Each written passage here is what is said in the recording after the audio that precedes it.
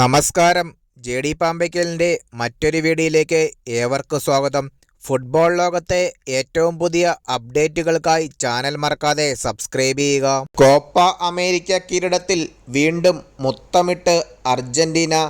കൊളംബിയയെ എതിരില്ലാത്ത ഒരു ഗോളിന് പരാജയപ്പെടുത്തിയാണ് അർജന്റീന കോപ്പ അമേരിക്ക കിരീടം സ്വന്തമാക്കിയത്.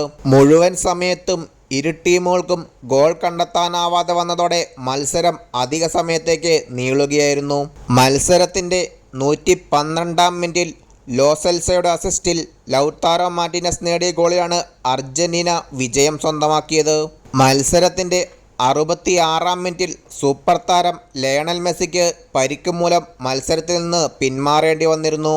2021 കോപ്പ അമേരിക്ക കിരീടം അർജന്റീന തന്നെയാണ് സ്വന്തമാക്കിയിരുന്നത്.